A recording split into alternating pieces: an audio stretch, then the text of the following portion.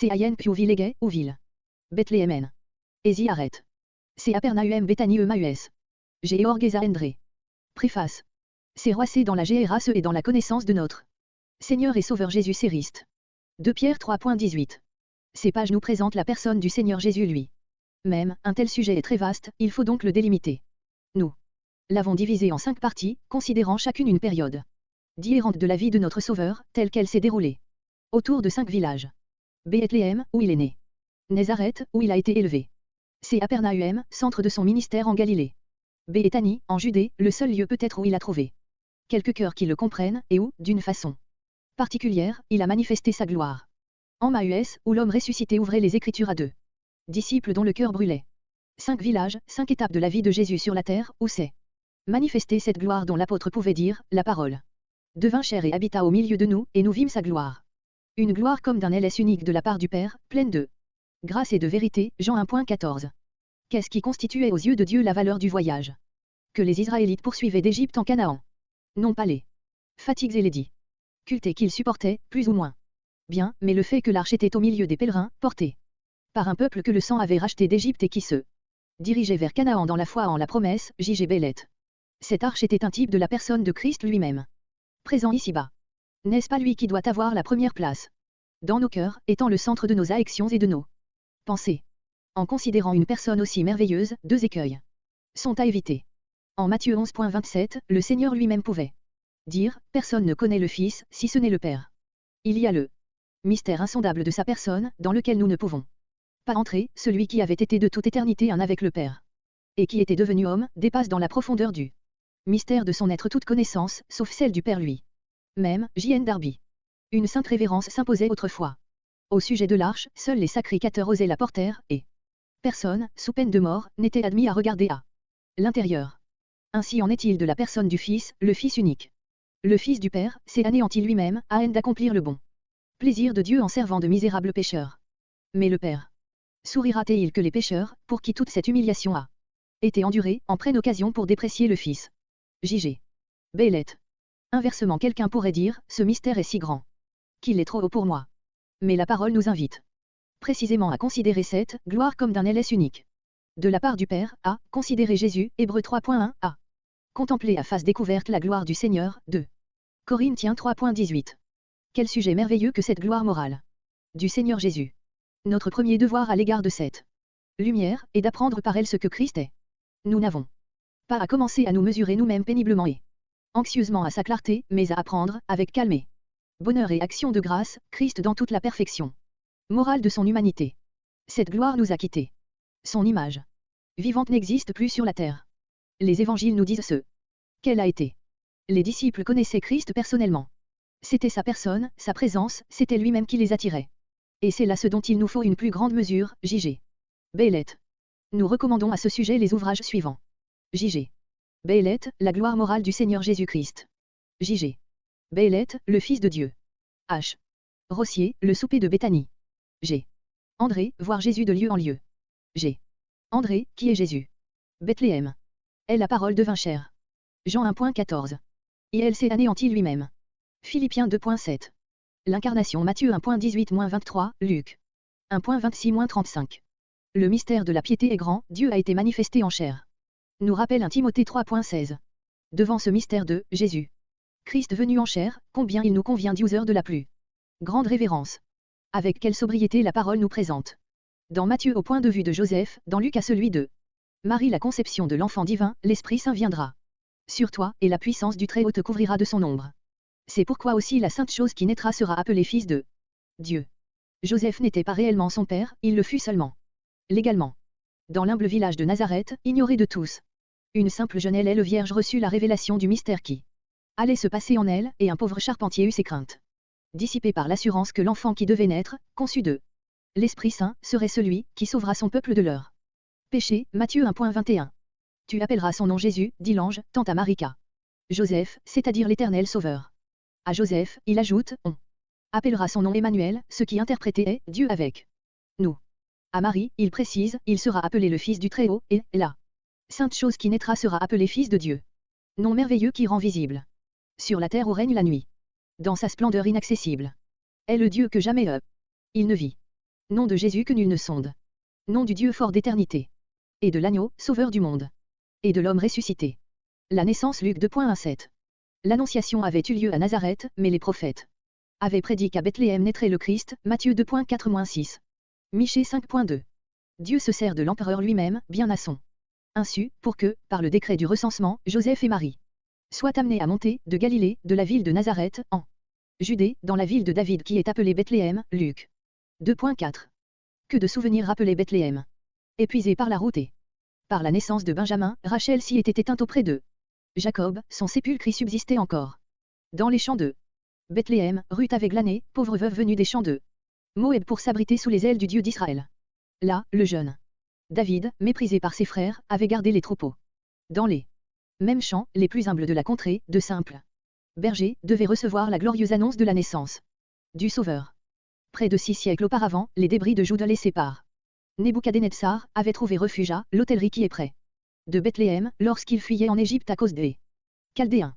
Jérémie 41.17. Dans la même hôtellerie. Probablement, il n'y eut pas de place pour le roi de gloire, et Marie, pour y déposer l'enfant, dut se contenter de la crèche, située sans doute dans la grotte où l'on abritait les animaux. Avec quelle sobriété la parole nous décrit cette scène qui a donné lieu à tant de reproductions trop spectaculaires, entourée d'une vénération proche de l'idolâtrie, elle mit au monde son LS. Premier-né, et l'emmaillota, et le coucha dans la crèche parce qu'il n'y avait pas de place pour eux dans l'hôtellerie. Le texte sacré ne contient rien de plus. Les Berger Luc 2.8-20. Ce ne fut ni aux habitants de Jérusalem, ni même aux personnages les plus importants de Bethléem que fut annoncé par l'ange la naissance du Sauveur. Les premiers à en recevoir la nouvelle furent ces bergers qui gardaient leurs troupeaux durant les veilles de la nuit. L'ange leur dit, aujourd'hui, dans la cité de David, vous est né un Sauveur, qui est le Christ, le Seigneur. Sans doute le Sauveur était-il venu pour tous ceux qui mettraient leur confiance en lui, mais s'adressant aux bergers, l'ange souligne que pour eux il est né, et chacun de nous peut dire, c'est pour moi qu'il vint sur la terre. De même l'ange ajoute, ceci en est le signe pour vous, c'est que vous trouverez un petit enfant emmailloté et couché dans une crèche. Quel signe étrange pour distinguer le Christ, le Seigneur, d'entre tous les enfants de Bethléem, être couché dans une crèche. On avait remarqué Saül, premier roi d'Israël. Parce qu'il était plus grand que tout le peuple depuis les épaules en haut. Mais le signe distinctif de Jésus était l'extrême pauvreté, et l'apôtre pourra dire, vous connaissez la grâce de notre Seigneur Jésus-Christ, comment, étant riche, il a vécu dans la pauvreté pour vous, à haine que par sa pauvreté vous fussiez enrichis. 2 Corinthiens 8.9. Proverbe 13.7 avait déjà dit, tel fait le riche et n'a rien du tout, combien d'hommes, en eux et veulent paraître ce qu'ils ne sont pas, à cher une richesse de biens ou d'esprit qu'ils ne possèdent pas. Mais la parole ajoute, tel se fait pauvre et a de grands biens. Un avare fera le pauvre pour dissimuler ses biens, mais il ne s'agit pas de lui ici, sinon d'un autre, de celui qui s'est fait pauvre quoi qu'il eût de grands biens. Tel il était dans la crèche de Bethléem. Les bergers s'en vont en hâte et trouvent Marie et Joseph, et le petit enfant couché dans la crèche, l'ayant vu, ils divulguent la parole qui leur avait été dite, et s'en retournant, ils glorieux et louent Dieu de toutes les choses qu'il avait entendues et vues. Ni Marie, ni Joseph, mais le petit enfant seul avait attiré leur regard et gagné leur cœur. La circoncision et la purification. Luc 2.21-38. Né de femme, né sous la loi, Galates 4.4, on devait accomplir. À propos de l'enfant Jésus tout ce qui était prescrit. C'est pourquoi au 8e jour il fut circoncis, soumis au signe de la mise à part du peuple de Dieu sur la terre. Puis au 40e jour de sa naissance, les parents le portèrent à Jérusalem dans le double but de le présenter au Seigneur et d'offrir le sacrifice prescrit en Lévitique 12. Y avait-il besoin d'un sacrifice pour racheter le jeune enfant? Aucun sans doute, et la paire de tourterelles qui fut ORT selon Lévitique 12.8 était pour la mère et non pour l'enfant. Elle avait besoin d'être purieux accent aigu par un sacrifice, mais lui était parfait dès sa naissance. Normalement, Marie aurait dû offrir un agneau et non une tourterelle, et sans doute, sachant quel glorieux enfant elle avait mis au monde, l'aurait-elle ardemment désiré, mais Joseph et Marie étaient trop pauvres. La parole y avait pourvu d'avance, si ses moyens ne sut sans pas pour trouver un agneau, elle prendra 2 tourterelles ou 2 jeunes pigeons. L'un pour l'Holocauste et l'autre pour le sacrifice pour le péché, et le sacrificateur fera propitiation pour elle, et elle sera pure. Marie savait, et Joseph aussi, que l'enfant qu'il présentait ce jour-là au Seigneur était le Fils du Très-Haut, le Fils de David, le Fils de Dieu. Ils auraient donc pu s'attendre à ce qu'au moins quelques personnes, sacrificateurs, anciens, gouverneurs, reconnussent l'enfant, mais tout manifestèrent la plus parfaite indifférence. Pourtant Dieu a voulu qu'en ce jour de la présentation au temple discrètement, mais nettement la gloire de son Fils fut mise en évidence. Averti par l'Esprit Saint, le vieillard Siméon savait qu'il ne verrait pas la mort que premièrement il n'eût vu le Christ du Seigneur. Par l'Esprit il vint dans le temple au moment où les parents apportaient le petit enfant Jésus pour faire à son égard, selon l'usage de la loi. Scène touchante, ce vieillard prend entre ses bras l'enfant et bénit Dieu, mes yeux ont vu ton salut. Au berger il avait été dit, aujourd'hui vous est né un sauveur, et Anne parlera de lui, à tous ceux qui à Jérusalem attendaient la délivrance. Son père et sa mère s'étonnaient de ces choses, et Siméon les bénit. Il aurait paru naturel de bénir aussi le petit enfant dans ses bras. Mais la bénédiction de ce vieillard vient reposer seulement sur les parents et non sur l'enfant. Car, sans contredit, le moindre est béni par celui qui est plus excellent, et d'aucune manière, même un vieillard ne pouvait bénir le Christ du Seigneur. Siméon lui-même avait besoin de sa bénédiction. Ne l'avait-il pas trouvé, puisqu'il pouvait dire, maintenant, Seigneur, tu laisses aller ton esclave en paix. Au même moment survient Anne qui, louait le Seigneur et parlait de lui. Malgré son âge, sa solitude, ses tristes circonstances, elle ne se plaignait pas, elle parlait de lui. Le Seigneur, qu'elle louait était le Dieu du ciel, celui dont elle parlait d'après le texte, la même personne n'était-ce pas le petit enfant que le vieillard Siméon avait tenu dans ses bras. Là encore. Discrètement. Simplement. Mais combien merveilleusement brille sa gloire. Les mags et Matthieu 2.12. Dernier visiteur dont la parole nous parle à Bethléem, il n'est pas du tout certain que les mages étaient des rois, ni qu'il y en eût 3. Quelque temps s'était écoulé depuis la naissance de Jésus. Puisque Marie se trouvait avec lui dans une maison, Matthieu 2.11, et que Hérode, s'étant informé très exactement du temps où l'étoile apparaissait, décida de faire mettre à mort les enfants. Jusqu'à l'âge de 2 ans. Venus de loin, ces mages apportaient leur trésor. Entrés dans la maison, ils virent le petit enfant avec Marie sa mère, et, se prosternant, ils lui rendirent hommage. D'aucune façon leur hommage ne va à la mère, mais seulement à l'enfant, à lui ils orent les richesses préparées. Beau type du culte que nous pouvons offrir à Dieu, si dans nos cœurs a été d'avance préparée la louange à lui présenter, lors qui, comme au tabernacle, parle de celui qui est venu du ciel, de celui qui est divin, l'encens, parfum de bonne odeur qui monta vers Dieu de toute sa vie, de sa mort, de son obéissance, de son dévouement. La myrrhe qui rappelle ses sourances. Aujourd'hui comme alors, il importe de ne pas paraître avide devant sa face. La F8 en Égypte. Était-ce donc pour sauver sa vie que le petit enfant fut conduit en Égypte?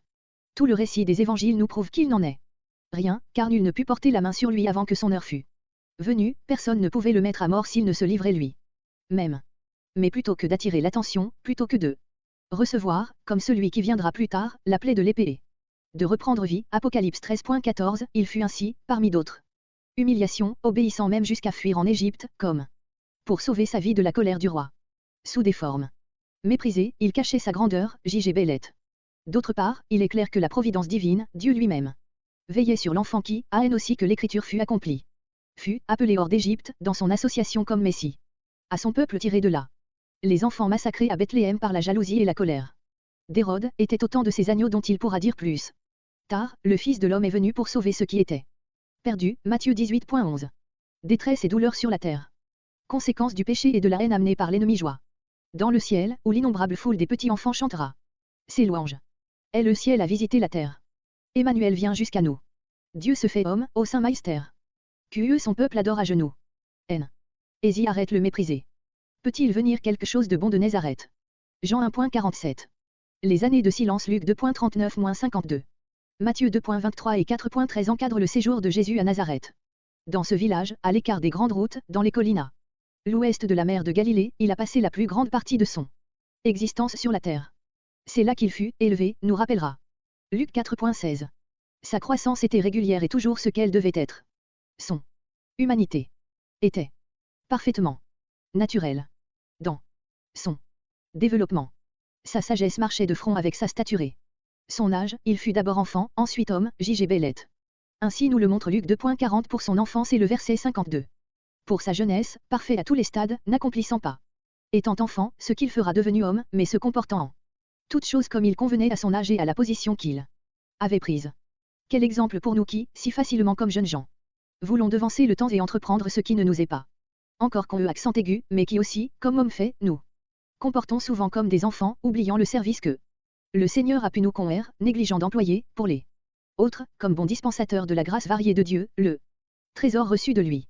Il ne conviendra pas, par exemple, qu'un jeune garçon agisse dans l'assemblée, mais il sera à sa place qu'un Jeune homme qui aime le Seigneur et se souvient de lui avec les siens, se met à prier à la réunion de prière, il ne conviendrait pas alors qu'il enseigne l'assemblée, mais quand il aura pu croître dans la grâce et dans la connaissance de notre Seigneur et Sauveur Jésus-Christ. 2 Pierre 3.18, combien une parole à propos sera la bienvenue, selon que le Seigneur l'y conduira. De son enfance et de sa jeunesse, la parole ne nous rapporte aucun miracle du Seigneur Jésus, ni aucun enseignement, le temps n'en était pas encore venu. Mais quand le moment sera là, il ne manquera pas d'accomplir son service. Enfant et jeune homme, il était soumis à ses parents, Luc 2.51, mais lorsque plus tard sa mère et ses frères voudront l'arrêter dans son activité, il déclarera les ignorer. En toute chose il se comporta comme il convenait à un enfant. Mais l'Esprit de Dieu a voulu nous conserver l'incident de la fête de Pâques à Jérusalem, Luc 2.41 à 50, a de bien nous montrer qu'à 12 ans, il avait conscience d'être l'envoyé du Père, V49. Là encore combien son attitude convenait à son âge. Tout naturellement, c'est au temple qu'il se trouvait, non pas pour y enseigner, comme il le fera tant de fois plus tard et jusqu'au dernier jour de sa vie, ni pour en chasser les intrus, mais, assis au milieu des docteurs, il les écoutait et les interrogeait. Il n'aurait pas convenu à un enfant de les enseigner, mais ses questions et ses réponses étaient telles que, tous ceux qui l'entendaient s'étonnaient de son intelligence. La sagesse s'était fait enfant pour pouvoir devenir l'homme parfait.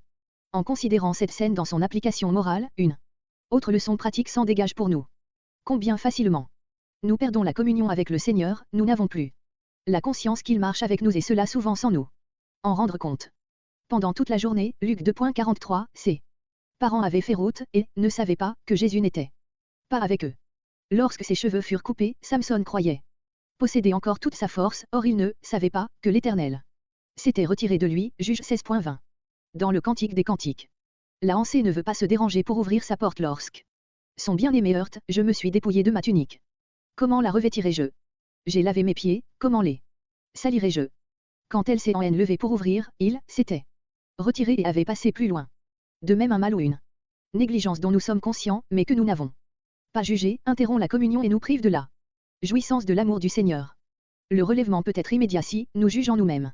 Nous confessons sur le champ au Seigneur ce qui a amené l'interruption de la communion, mais il peut aussi se faire attendre, et bien des exercices de cœur s'avéreront nécessaires. C'est pendant 3 jours que les parents ont cherché l'enfant à Jérusalem sans le trouver, parce qu'ils n'avaient pas même pensé aller le chercher dans le temple. Psaume 27.4. Le baptême Matthieu 3.13-17, Luc 3.21-22. Matthieu nous rappelle qu'avant de quitter définitivement Nazareth pour aller demeurer à Capernaum, Jésus vint de Galilée au Jourdain auprès de Jean pour être baptisé. Jean, le baptiseur, avait annoncé que le royaume des cieux s'était approché. Il avait parlé de la puissance de celui qui devait venir, dont il n'était pas digne de porter les sandales. Il avertissait du jugement qu'il accomplirait en nettoyant entièrement son air et brûlant la balle au feu inextinguible. On pouvait donc s'attendre à voir paraître dans sa puissance un roi accompagné de tout son appareil judiciaire.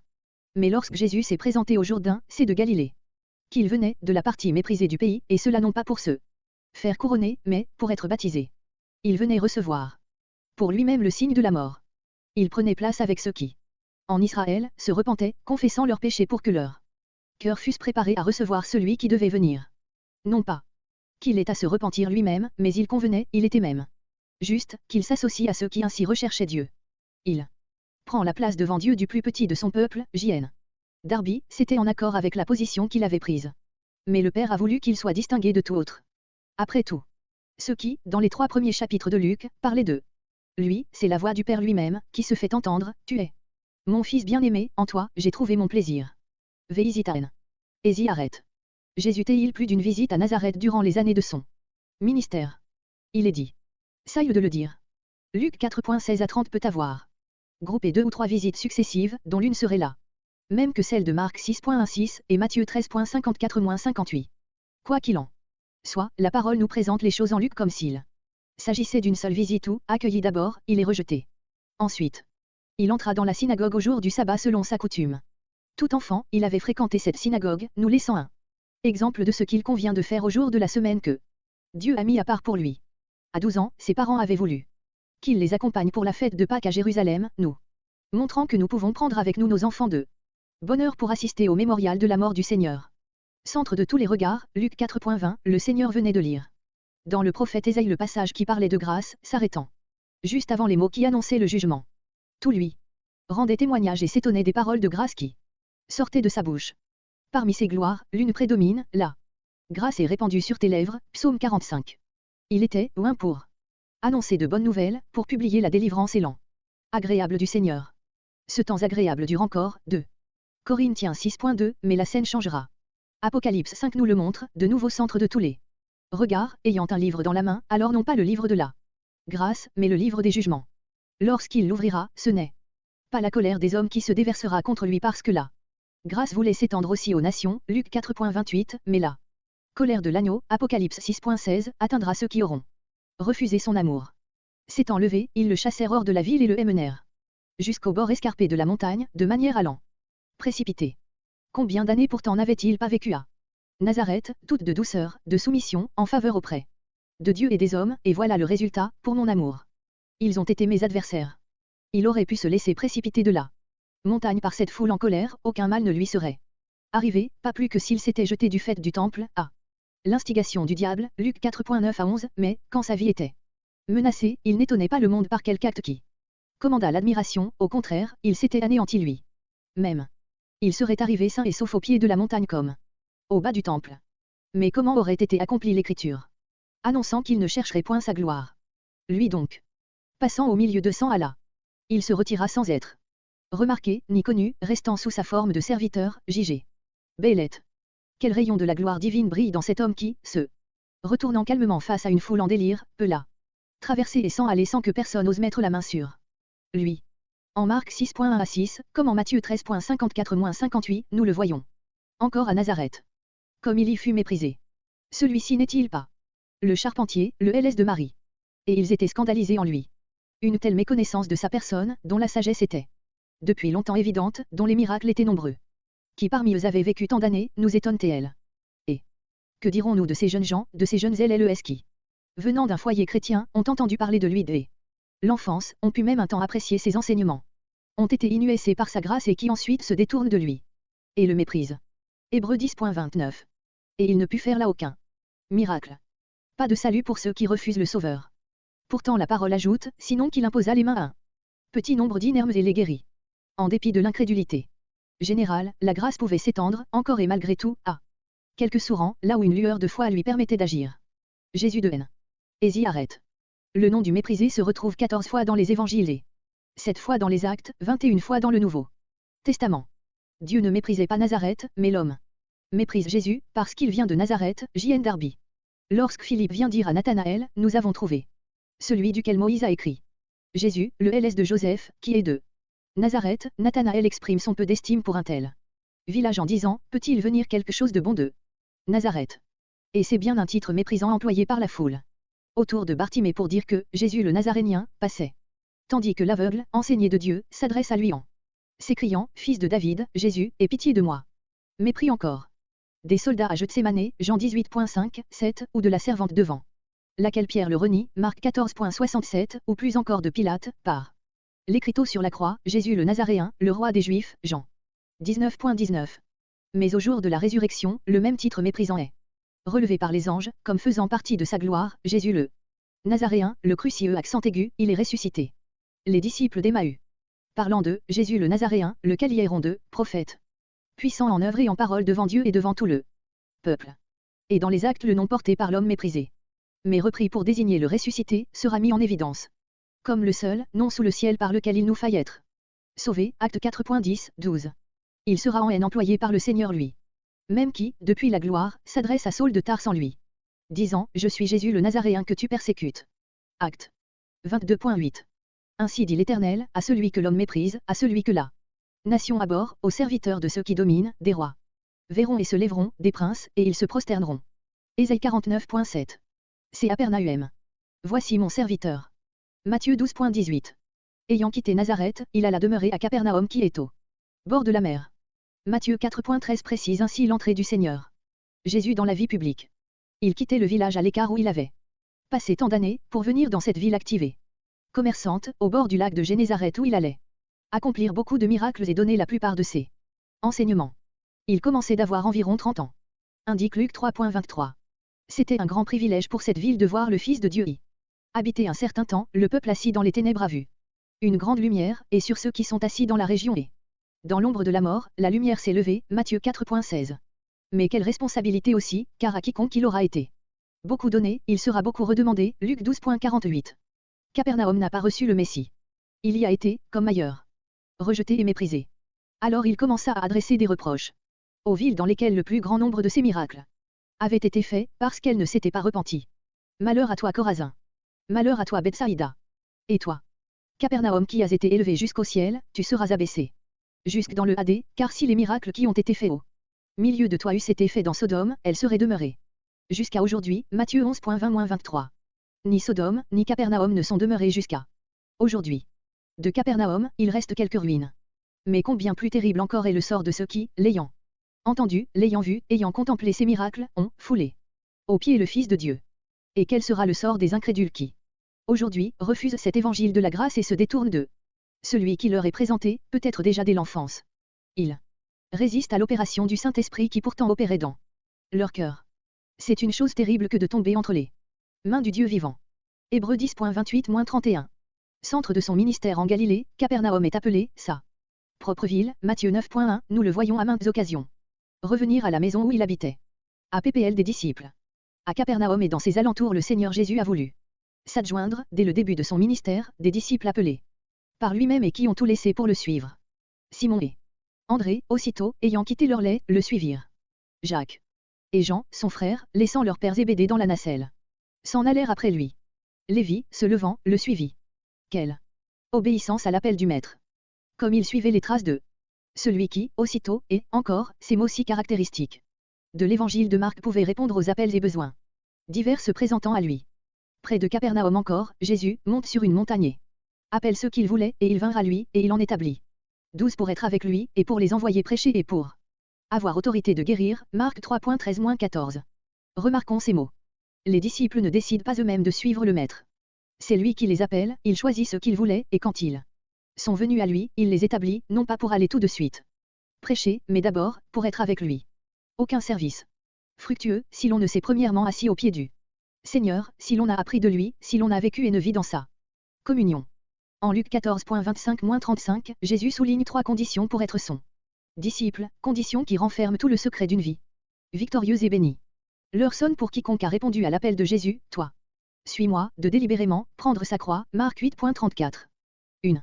Chose est de connaître doctrinalement notre identification avec Christ dans sa mort, autre chose est la connaissance expérimentale de la croix.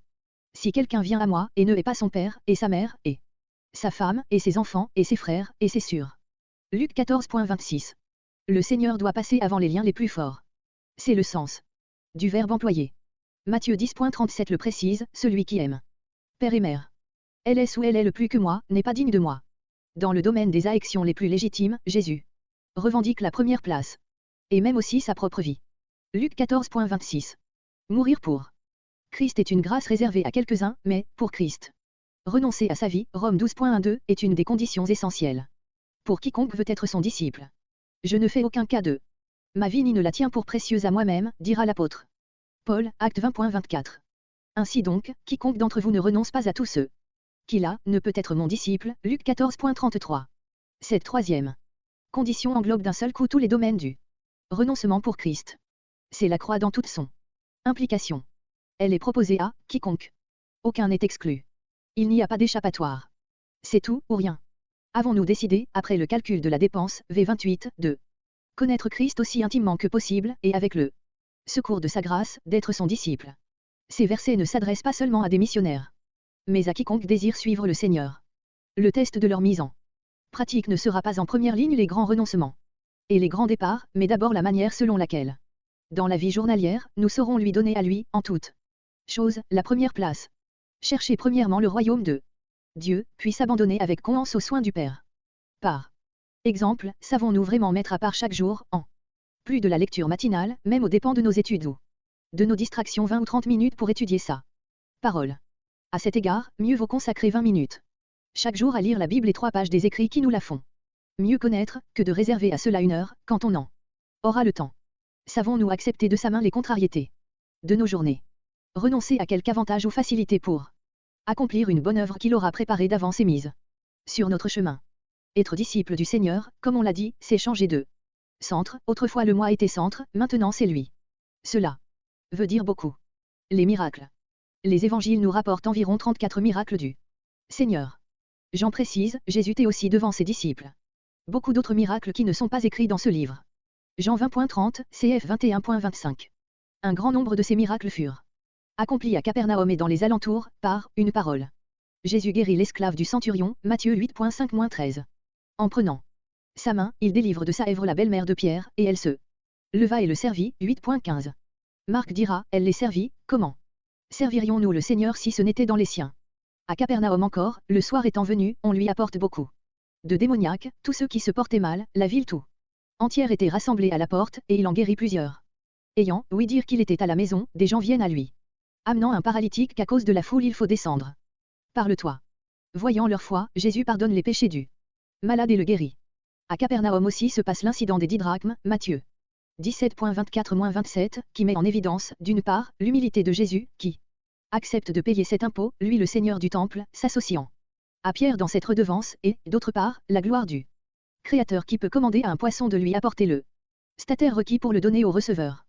Tout ce que la terre contient lui était tributaire, au moment même où il consentait à être tributaire des hommes, J.G. Bellette. Puis avec quel tact il reprend Pierre, qu'il avait mis sur le même niveau que lui-même, en disant, donne-le pour moi et pour toi, non pas, pour nous. Ses enseignements. Aux foules, il parlait en parabole, il leur annonçait la parole, selon qu'ils pouvaient l'entendre. Plusieurs, telles celles de Matthieu 13, furent prononcées à Capernaum. Comme il s'adaptait à son auditoire, choisissant ses exemples dans leur vie de tous les jours, ne parlant pas en Galilée comme il parlera en Judée, ne s'adressant pas aux foules dans les mêmes termes qu'à ses disciples. Exemple encore pour nous, qui devrions présenter la parole d'une manière qui soit à la portée de l'auditoire, ne parlant pas à des enfants comme à des adultes, ni à des ignorants, comme à des enfants de Dieu. Dans les Actes, Paul suivra avec soin l'exemple du Maître, ne s'adressant pas aux Athéniens, comme il parlera aux Juifs. S'il enseignait les foules par des paraboles, Matthieu 13.10-15. Dans le particulier il interprétait tout à ses disciples. De plus, il instruisait ses disciples directement selon la mesure de leur foi. C'est à Capernaum qu'il leur montre l'importance de l'humilité. Matthieu 18.1-14, à Capernaum encore, il parlera du pain vivant descendu du ciel, Jean 6.24-59. Le voir. Mais ce ne sont pas seulement ses miracles et ses enseignements qui nous attirent, c'est avant tout sa personne. Il est dit en Jean 12.41 Tchou, Ésaïe vit sa gloire et il parla de lui. Mais, si, dans la vision, Ésaïe avait pu suivre le sentier de Jésus parcourant les villes et les villages de son pays natal, dans quelle adoration n'aurait-il pas été? Il avait vu sa gloire. Il l'avait contemplée sur son trône haut et élevé, les pans de sa robe remplissant le temple.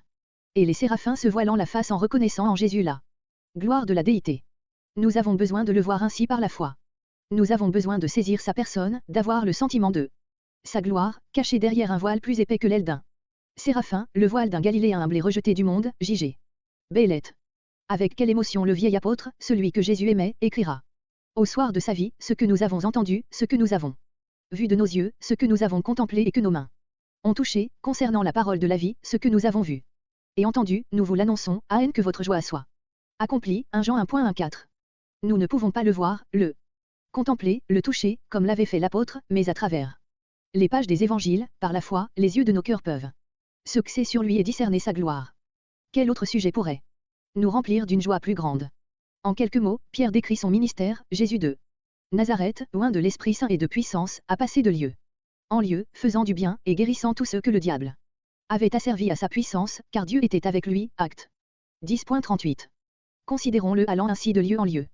Lorsque les disciples lui disent, tout te cherche, il leur répond, allons ailleurs dans les bourgades voisines à haine que j'y prêche aussi, car c'est pour cela que je suis venu.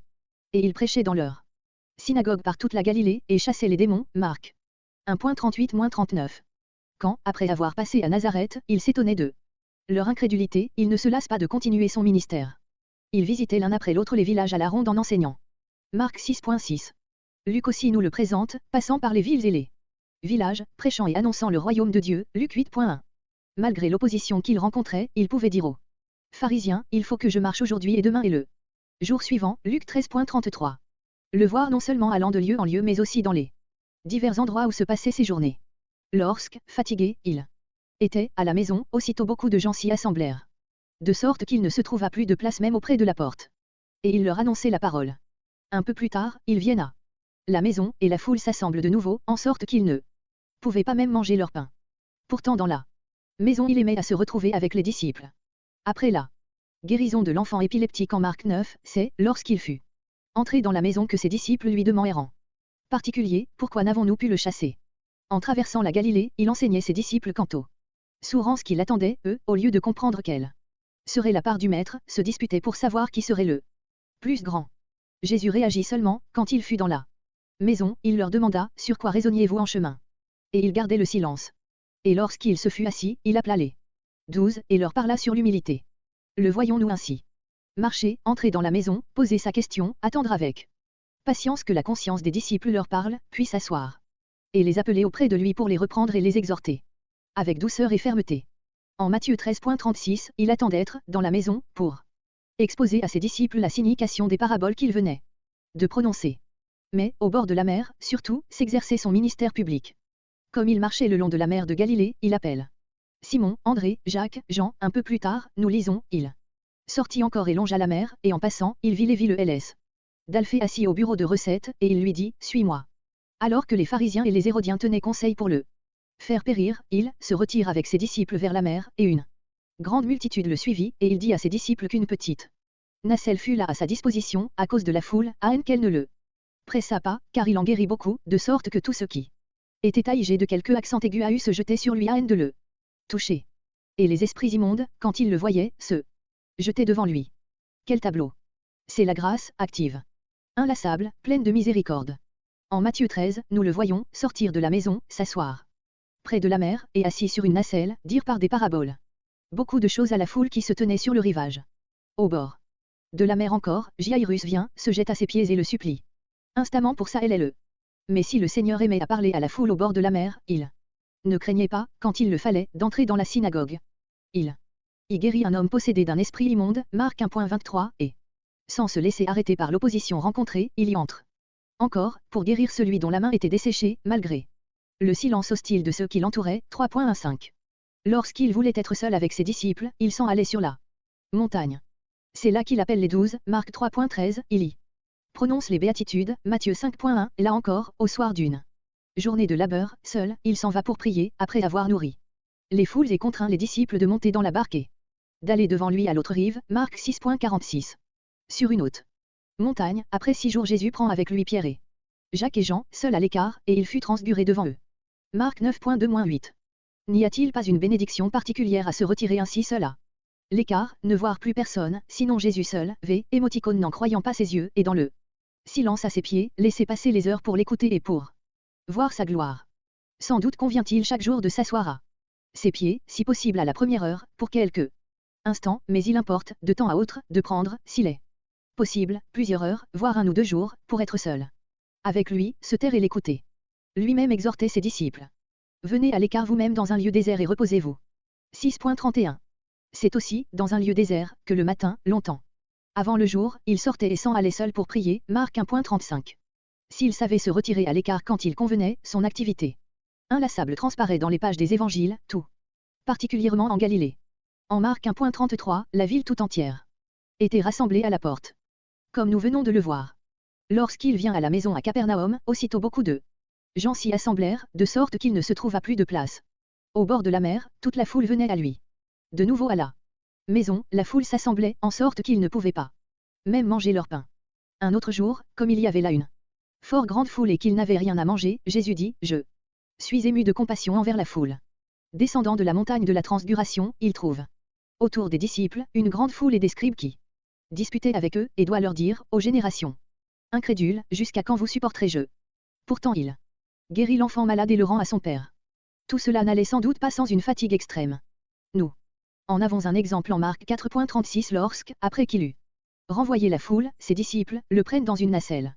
Comme il était, malgré le grand tourbillon de vent et les vagues qui se jetaient dans la barque, il était lui, à la poupe, dormant sur un oreiller. Il était là comme un travailleur fatigué auquel le sommeil est doux. Telle était la forme dans laquelle il se manifestait. Mais sous ce voile était la forme de Dieu. Il se lève. Et comme celui qui a rassemblé le vent dans le creux de ses mains et qui a serré les eaux dans un manteau, Proverbe 30.4, il reprend le vent et dit à la mer, fais silence, tais-toi. J.G. Bélette. Serviteur parfait, serviteur inlassable, mais, plus remarquable encore, serviteur volontaire. Un homme en tant que créature, 1. croyant en tant que racheté du Seigneur et serviteur. Mais lui, il avait voulu devenir serviteur. Sa personne prêtait à tout son service et à son obéissance une gloire qui leur donnait une valeur inni, J.G. Bellette. Aussi n'est-il pas poignant de l'entendre dire par la voix du prophète, à la haine de sa carrière terrestre, alors que tout l'avait abandonné, qu'un des siens l'avait trahi, l'un renié, et que les autres avaient fui, j'ai travaillé en vain, j'ai consumé ma force. Pour le néant et en vain, Ésaïe 49.4. Mais que lui dit la réponse divine, c'est peu de choses que tu me sois serviteur pour rétablir les tribus de Jacob, je te donnerai aussi pour être une lumière des nations, pour être mon salut jusqu'au bout de la terre. Et lui-même pouvait dire, à moins que le grain de blé tombant en terre ne meure, il demeure seul, mais s'il meurt, il porte beaucoup de fruits, Jean 12.24. Cela ne nous rappelle-t-il pas le psaume 126.6, où après avoir parlé des serviteurs, qui sèment avec larmes et moissonneront avec chant de joie, le psalmiste parle du serviteur qui, va en pleurant portant la semence qu'il répand, il revient avec chant de joie, comme les serviteurs, mais plus encore ce qui n'est réservé qu'à lui, portant ses gerbes dans l'humilité profonde. Suivant ton obscur chemin. Tu fus méprisé du monde. Toi qui lui tendais la main. Toi, dont l'amour c'est corrobble. C'est compatissant et parfait. Sur l'humanité coupable. Versa bienfait sur bienfait. Oh, quel trésor il nous ouvre. Ton CE. Ur plein de charité. Dieu lui-même n'y découvre. QE lumière et sainteté. Et nous, comblés de TG et racés. Enfants de Dieu par la foi. Nous pouvons suivre tes traces. Dans le même amour que toi. Béthanie. Et elle était l'ami plus attaché qu'un frère. Proverbe 18.24. Le Fils de Dieu qui va mourir Jean. 11.51, 12.33. Pourquoi parmi les innombrables villes et villages où a passé le Seigneur Jésus, le nom de Béthanie est-il si connu? Ce n'est pourtant pas là qu'il est né comme à Bethléem, ou qu'il fut élevé comme à Nazareth, ou qu'il a servi comme à Capernaum. Mais il y avait là une famille qui l'aimait, qui l'aimait. Il n'y a peut-être pas d'autre endroit sur la terre où ait été manifesté d'une façon plus évidente à la fois à la perfection de son humanité et la gloire de sa divinité. En Samarie, Luc 9.51, les disciples, entrant dans un village pour lui préparer un logis, ne sont pas reçus, parce que sa face était tournée vers Jérusalem. Et dans combien d'endroits devait-il être ce Fils de l'homme qui n'a pas un lieu où reposer sa tête? Mais, il arriva, comme ils étaient en chemin, qu'il entra dans un village. Et une femme nommée Marthe le reçut dans sa maison. Luc 10.38. Cette première visite où il fut reçu en amena d'autres, Jésus eut sur la terre un lieu qui était comme son home, où il trouvait sympathie et affection, Béthanie, le village de Marie et de Marthe s'assure. Que de conséquences ont découlé de ce premier accueil. Au jour de l'épreuve, il sera là, plus que pour guérir, pour redonner la vie. À la veille de sa mort, il y viendra et Marie loindra du parfum de grand prix, et le Seigneur d'ajouter, en vérité, je vous le dis, en quelque lieu que cet évangile soit prêché dans le monde entier, on parlera aussi de ce que cette femme a fait en mémoire d'elle. Combien de croyants, à travers les âges, ont été encouragés, réchauffés, fortifiés par les divers récits concernant Béthanie. Ne valait-il pas la peine de l'avoir reçu lorsqu'il s'est présenté? Aujourd'hui le Sauveur passe. La première rencontre Luc 10.38. 42. Capernaum nous a laissé l'impression de l'activité inlassable du Sauveur, mais à Béthanie domine le calme. Que de fois il est répété qu'on y est, assis aux pieds de Jésus, Marie écoutait sa parole. Combien le Seigneur devait apprécier d'être écouté dans la paix et la tranquillité. N'aurions-nous pas besoin davantage, en dehors de la lecture matinale, indispensable comme la manne, pour Israël au désert, de prendre plus souvent quelques moments pour être seul à ses pieds, et laissant les heures s'écouler, dans un silence qui s'oublie. Jésus, pour te laisser parler. Lors de sa première invitation, Marthe était distraite par beaucoup de services. Le Seigneur ne lui en fait aucun reproche. C'est seulement lorsque, sortant de sa place, elle interviendra pour l'inviter à reprendre sa sûre, que Jésus, avec le plus grand calme, l'amènera à réfléchir sur l'activité de son « moi ». Marthe, Marthe, tu es en souci, et tu te tourmentes de beaucoup de choses, mais il n'est besoin que d'une seule. Paroles qui ont retenti bien souvent à nos oreilles, mais dans quelle mesure les avons-nous prises à cœur? Dans le deuil Jean 11.1-44. Jésus aimait Marthe, et sa sœur, et Lazare. Il était à Béthanie. Comme un ami de la famille trouvant dans le cercle qui l'entoure ce que nous trouvons encore aujourd'hui parmi nous, un chez soi. L'action de Jésus pour la famille de Béthanie n'était pas celle d'un sauveur, ni d'un berger, bien que nous sachions qu'il était pour elle l'un et l'autre, c'était l'action d'un ami de la famille, J.G. Bellette. Action touchante et pure de celui qui a voulu participer au sang et à la chair, Hébreux 2.14, et est ainsi entré en perfection dans tous les sentiments que, sous le regard de Dieu, peuvent éprouver les cœurs des hommes. Aussi lorsque Lazare est malade, les surenvoie, elle dira: Jésus, Seigneur, voici, celui que tu aimes est malade. Expression qui a déjà consolé bien des cœurs dans la souffrance.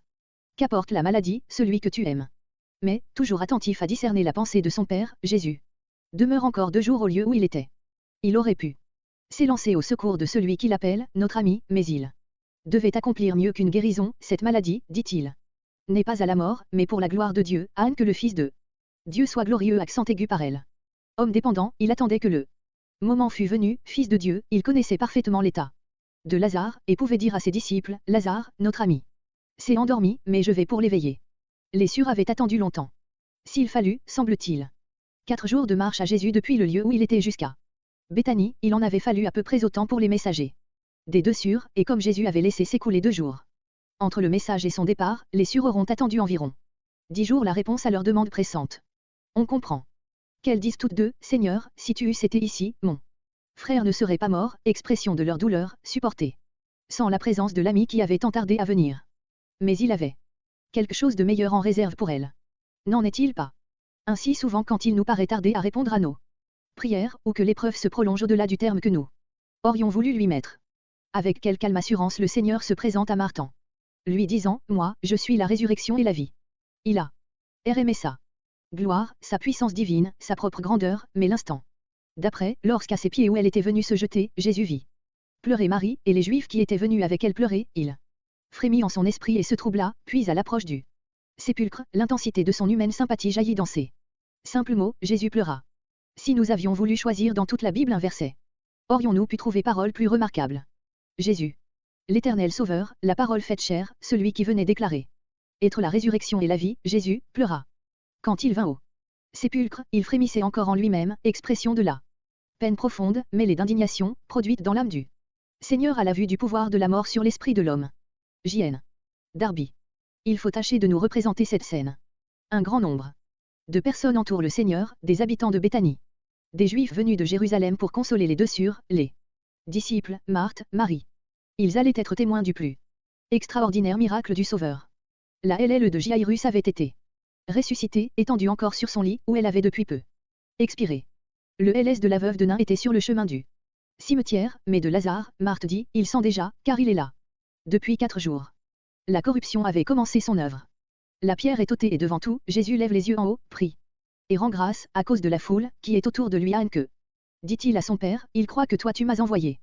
Tous les yeux sont fixés sur lui, puis sur l'ouverture du sépulcre lorsqu'il crie à haute voix, Lazare, sors dehors.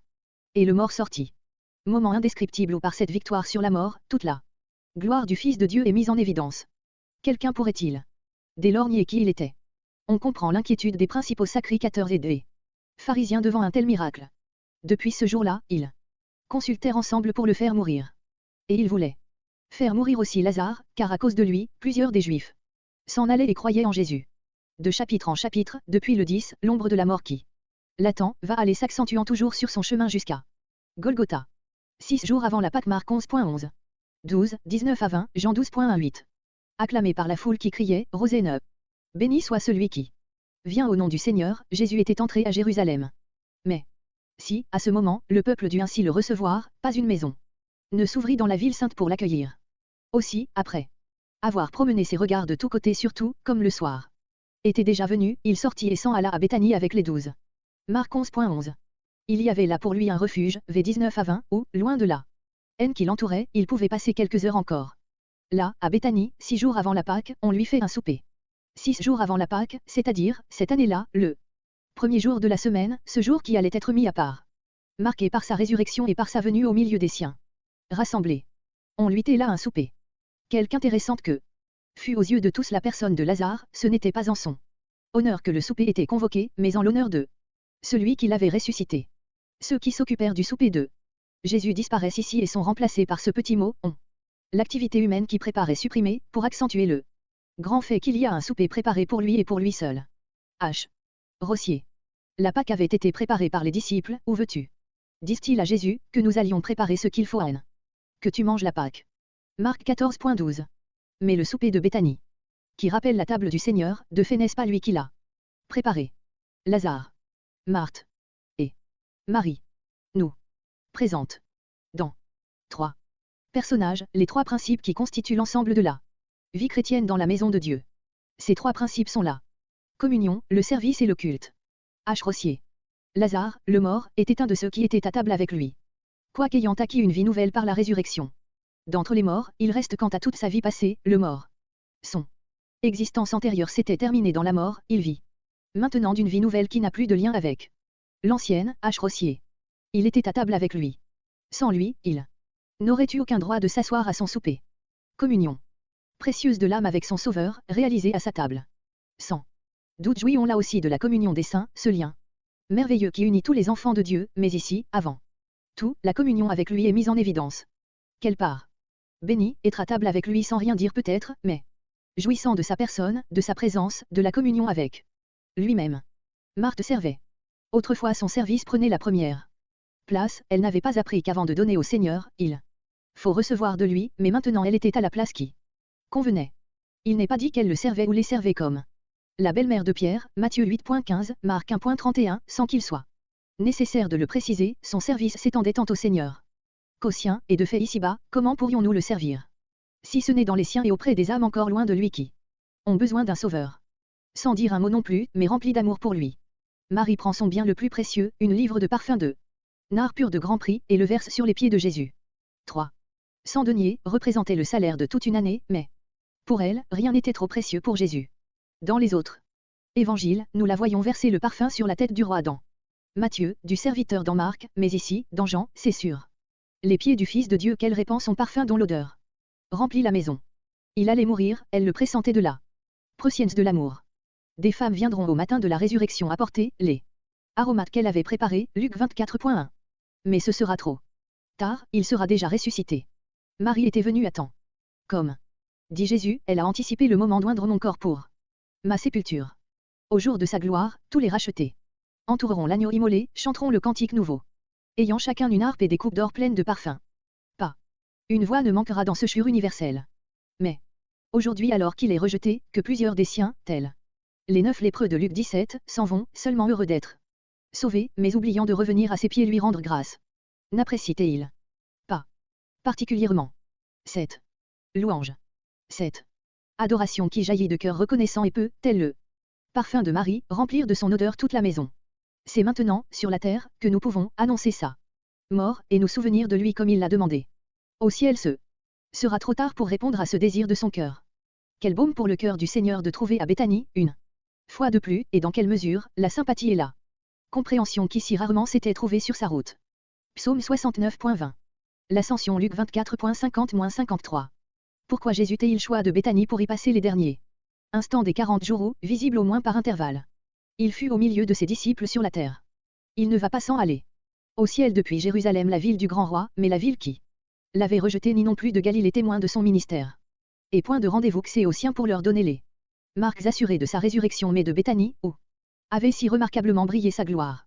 Levant ses mains en haut, il les bénit. Dernière et sublime vision que les disciples garderont de leur maître bien-aimé, car, il arriva quand les bénissant, il fut séparé d'eux et fut élevé dans le ciel. Que leur reste-t-il à faire sinon rendre hommage, sans retourner avec une grande joie, dans le temple, continuellement louer et bénir Dieu. Ajoutons que c'est sur cette montagne des Oliviers, non loin de Béthanie, qu'au jour de son triomphe, il apparaîtra et que, ses pieds se tiendront, Zacharie 14.4. Là où il a pleuré, là où il a sous ERT, là où, au milieu de la haine et de l'opposition, a brillé sa gloire, c'est là qu'il reviendra. Emmaüs. Et le Seigneur est réellement ressuscité. Luc 24.34. La haine des 4 évangiles, le premier chapitre des Actes et le 15e de 1 Corinthiens nous renseigne sur la résurrection du Seigneur Jésus. Une dizaine d'occasions nous sont rapportées, où il est apparu tantôt à l'un, tantôt à plusieurs de ses disciples. Et nous voyons dans les premiers chapitres des Actes combien le témoignage de cette résurrection remplit leur prédication. Les apparitions du Seigneur ressuscité. Étant ressuscité le matin, le premier jour de la semaine, il est apparu premièrement à Marie de Magdala. Pourquoi est-ce à une femme, et à cette femme, que le Seigneur Jésus voulut apparaître en premier lieu? N'était-ce pas à cause de son affection profonde pour lui, et aussi parce qu'elle était un objet particulier de sa grâce? Lorsque son nom est mentionné, il est spécieux accent aigu qu'il avait chassé d'elle 7 démons. Au pied de la croix. Au sépulcre lorsque Joseph l'y déposait, et plus tard au crépuscule du premier jour de la semaine, puis au matin de la résurrection, nous retrouvons Marie de Magdala. Jean 20.11-18. Nous la montre pleurant, mais toute transformée lorsqu'elle a reconnu Jésus et entendu sa voix qui simplement l'appelle Marie. Ensuite il est apparu aux femmes revenant du sépulcre, Matthieu 28.9, puis à Simon seul, Luc 24.34, 1 Corinthiens 15.5. Rien ne nous est dit de cette entrevue du disciple repentant et du Seigneur ressuscité. Il y a, tant lors de la conversion que dans le relèvement des sanctuaires où l'âme est seule avec son Dieu. Dans l'après-midi de ce même premier jour de la semaine, le Seigneur apparaît aux 2 disciples allant à Emmaüs, Luc 24. Puis, le soir, aux apôtres réunis avec ceux qui étaient avec eux. Luc 24.36, Jean 20.19. Il leur apporte sa paix, il leur montre ses mains et son côté, et les disciples se réjouirent quand ils virent le Seigneur. 8 jours après, de nouveau le premier jour de la semaine, le Seigneur apparaît aux siens, réunis cette fois avec Homus, Jean 20.26-29. Jean 21 nous rapporte comment il apparut à 7 de ses disciples, qui, à l'invitation de Simon-Pierre, s'en étaient allés pêcher dans la mer de Tibériade. Pêche bien infructueuse puisque, cette nuit-là ils ne prirent rien, au matin, quand Jésus leur demande, « Enfant, avez-vous quelque chose à manger ?» Ils doivent lui répondre, « Non. » Quel moment inoubliable quand, considérant cet homme qui se tenait sur le rivage et le lait rempli de poissons, Jean, le disciple que Jésus aimait, dit à Pierre, « C'est le Seigneur. » Pierre s'élance à sa rencontre, « Non. Sans avoir ceint sa robe de dessus, on ne peut pas se présenter n'importe comment devant le Seigneur. » Les autres disciples suivent et tous ensemble ils dînent avec lui. Ce fut la 3e fois que Jésus fut manifesté aux disciples après qu'il fut ressuscité d'entre les morts, c'est-à-dire la 3e fois aux disciples réunis, les autres apparitions antérieures ayant été faites à des personnes individuellement. Les 11, selon l'ordre reçu de Jésus, s'en allèrent en Galilée sur la montagne où il leur avait ordonné de se rendre. Et l'ayant vu, ils lui rendirent hommage. Matthieu 28.16-17. Serait-ce à cette occasion qu'il fut vu des 500 frères à la fois dont un Corinthiens 15.6 nous parle. Cela semble probable. Ensuite il a été vu de Jacques, 1 Corinthiens 15.7, les évangiles ne nous disent rien de cette rencontre. En haine il était avec les disciples le jour de l'ascension quand il les mena dehors jusqu'à Béthanie, levant les mains en haut, il les bénit. Emmaüs Luc 24.50. En apparaissant à Simon, à Homus, aux 7 disciples au bord de la mer de Tibériade, le Seigneur avait en vue le relèvement de ses âmes plus ou moins éloignées de lui. Ainsi en fut-il des 2 disciples qui, tristes et les yeux retenus, quittaient Jérusalem pour Emmaüs. Par leur faute, ils allaient manquer la rencontre que le Seigneur avait en vue pour le soir même avec les siens. Rassemblés, ils n'auraient à s'en prendre qu'à eux-mêmes. Mais combien les pensées du Seigneur sont différentes des nôtres. Et il arriva, comme ils s'entretenaient et raisonnaient ensemble, que Jésus lui-même, s'étant approché, se mit à marcher avec eux. Eux s'éloignaient, lui s'approchait d'eux. Ils étaient tristes. Il va les réjouir et faire brûler leur cœur. Comment y parviendra-t-il? Par une ou 2 questions, il les amène à s'ouvrir de leur chagrin. Puis son tour vient de parler. De quel sujet va-t-il les entretenir? Quel reproche va-t-il leur faire? Il leur parle de lui même. Ne fallait-il pas que le Christ sourit ces choses et qu'il entrât dans sa gloire? Et commençant par Moïse et par tous les prophètes, il leur expliquait dans toutes les Écritures les choses qui le regardent. Il ne serait plus avec eux que peu de temps. Mais quand il les aurait quittés, les Écritures leur resteraient. Jusqu'alors, en lisant ou en entendant lire l'Ancien Testament, ils avaient pensé à l'histoire de leur peuple, à ses gloires passées, à sa misère, à la délivrance qu'apporterait le Messie. Mais, dorénavant, c'est lui, celui qu'il avait connu vivant sur la terre, celui qu'il allait voir ressusciter, c'est Christ lui-même, qu'il chercherait dans toutes les pages de l'Ancien Testament, sous les types et les qui sans cesse tournent nos regards vers sa personne. Cf. Lévitique 23.11, 14. On comprend que leur cœur brûlait au-dedans d'eux-mêmes lorsqu'il leur parlait par le chemin et leur ouvrait les Écritures. Arrivé au village, lui, il était comme s'il allait plus loin. Et ils le forcèrent, disant, « Demeure avec nous, car le soir approche et le jour a baissé. » Et il entra pour rester avec eux. Jamais le Seigneur ne s'impose, il veut être désiré, invité. Quelle leçon pour notre vie pratique. Mon cœur a dit pour toi, cherchez ma face. Je chercherai ta face, ô Éternel. Psaume 27.8. Lorsqu'un nouveau foyer se fonde, y aurait-il désir meilleur, demeure avec nous, et réponse plus appréciée, et il entra pour rester avec eux. Au lieu de s'asseoir à table comme un invité, il prend la place de l'hôte. C'est lui qui bénit, c'est lui qui rompt le pain et le leur distribue. Attitude qui surprend peut-être, mais lorsque, comme nous pouvons le penser, les mains percées se tendent vers eux. Leurs yeux furent ouverts et ils le reconnurent. Instant inoubliable pour ces 2 disciples, dont le cœur avait déjà brûlé. Le long du chemin, quand, les yeux ouverts, ils considèrent la face de leur Sauveur bien-aimé. Mais lui devint invisible et disparut de devant eux. Il n'est pas dit qu'il les quitta, sa présence était toujours avec eux, mais ils devaient apprendre à marcher avec lui devenu invisible, comme ils avaient appris à marcher en sa compagnie durant les jours de sa chair. Hébreux 11.27. D'autre part, manger le pain avec eux après l'avoir rompu. Demeurer là à table, c'eût été mettre quelques sanctions à leur égarement momentané. Sa place n'était pas là, si même il était venus les y chercher pour les ramener au vrai lieu de rassemblement. Le Seigneur ne leur ordonne pas de retourner à Jérusalem, mais quand leur cœur est réveillé, que leurs yeux sont ouverts, que leurs pensées sont remplies de lui, pourraient-ils faire autre chose, sinon se retrouver avec ceux que le Seigneur aime, pour ensemble jouir de sa présence. Ils arrivent, vont-ils étonner les autres par leur glorieux message? Mais ce sont les 11, et ceux qui étaient avec eux, qui les accueillent en disant, le Seigneur est réellement ressuscité. Et il est apparu à Simon. Tous ensemble s'entretiennent des choses merveilleuses qui étaient arrivées. Et comme il disait ces choses, il se trouva lui-même là au milieu d'eux et leur dit, paix vous soit. Ceux qui ont vécu cette scène ne l'auront sans doute jamais oublié durant les années sailles qui suivirent. Celui qui a vraiment goûté la présence du Seigneur au milieu des saints réunis, ne peut plus se satisfaire d'autre chose. Dans le rassemblement, une fois encore, il leur ouvre l'intelligence pour entendre les Écritures. Il va les quitter, que leur restera-t-il? Sa présence sera éprouvée quand lui-même, quoiqu'invisible, sera au milieu de réunis à son nom, et comme pour la vie et la marche individuelle des 2 disciples. Les Écritures seront la ressource des croyants rassemblés. L'Esprit, promesse du Père, V49, sera là pour les leur appliquer. Prenant de ce qui est à lui et le leur communiquant, Jean 16.14. Tout est ouvert, dans ce chapitre, le sépulcre dont la pierre a été roulée, les yeux, d'abord retenus, mais qui maintenant peuvent le voir, les Écritures, autrefois voilées, 2 Corinthiens 3.14, mais maintenant ouvertes pour qu'à toutes les pages les siens l'y trouvent, l'intelligence, renouvelée et éclairée comme elle le sera bientôt par le Saint-Esprit pour qu'elle puisse pénétrer dans toutes les choses qui sont écrites de lui dans la loi de Moïse, et dans les prophètes et dans les psaumes, en haine les cœurs pour la louange qui glorie Dieu.